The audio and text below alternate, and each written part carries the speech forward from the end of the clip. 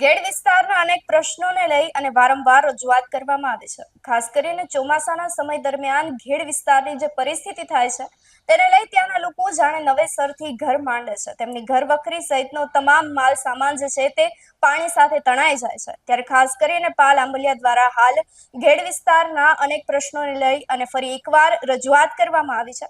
કૃષિ મંત્રી જીતુ વાઘાણીને પત્ર લખી અને તેઓ રજૂઆત કરી રહ્યા છે કે ગયા વર્ષે જે બજેટ ફાળવવામાં આવ્યું હતું તેના હાલ જે છે આ ખેડૂતોને હજુ પણ પૈસા મળ્યા નથી। તે પૈસા ક્યાં ગયા છે તેને લઈ સવાલ ઉઠાવી રહ્યા છે।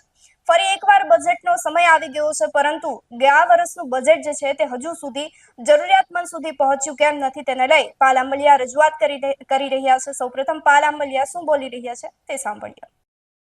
જૂનાગઢ, પોરબંદર અને દ્વારકાના ઘેડ વિસ્તારને લઈ અને અમે સતત સંઘર્ષ કરી અને 25 ઓક્ટોબર 2024ના રોજ ઘેડમાં ખેડૂત મહાપંચાયત કર્યા પછી સરકાર અચાનક જાગી અને ફેબ્રુઆરી 2025 બજેટ સત્રમાં સરકારે 1500 કરોડ રૂપિયા ફાળવવાની જાહેરાત તો કરી દીધી, પણ મને 2 દિવસ પહેલાં જે સરકારશ્રીનો કાગળ મળ્યો એમાં બહુ સ્પષ્ટ લખ્યું છે કે આ 1500 + 300 એટલે 1800 કરોડની સૈદ્ધાંતિક મંજૂરી મળી છે, હજી સુધી વહીવટી મંજૂરી મળી નથી।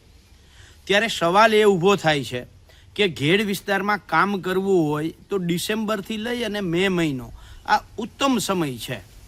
આજે જાન્યુઆરી તો ચાલે છે, હજી સુધી જો વહીવટી મંજૂરી 11 મહિના પછી એ ન મળી હોય, હવે 1 મહિનો બાકી છે, ફરીથી નવું બજેટ સત્ર આવશે, તો સરકાર માત્ર અને માત્ર જાહેરાતો કરવી, સૈદ્ધાંતિક મંજૂરીઓ આપવી આટલું જ કરવા માગે છે કે ઘેડનો ખરેખર અર્થમાં વિકાસ કરવા માગે છે?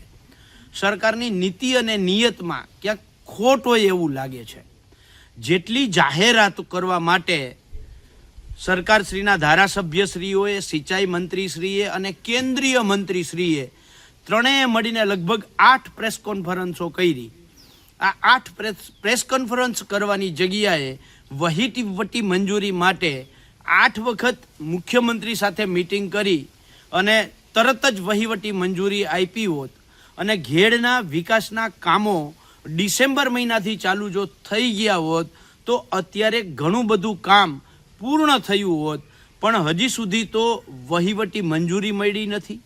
તો સરકાર શું હવે વહીવટી મંજૂરી આપશે, પછી ટેન્ડર પ્રક્રિયા કરશે, પછી મે મહિનામાં વર્ક ઓર્ડર આપશે અને જૂન મહિનામાં કામ ચાલુ કરશે અને જૂન અંતમાં વરસાદ આવશે અને બધા કામ પાણીમાં તણાઈ જશે ને બિલ બની જશે।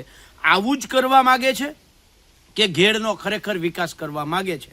આ સૌથી મોટો સવાલ કરતો આજે રાજ્યના સિંચાઈ મંત્રીશ્રીને પત્ર લખી અને આ બાબતે તાત્કાલિક એક્શન લેવામાં આવે તેવી માગણી કરી છે। આપનું શું માનવું છે અમને કમેન્ટ કરી ચોક્કસથી જણાવશો। નમસ્કાર।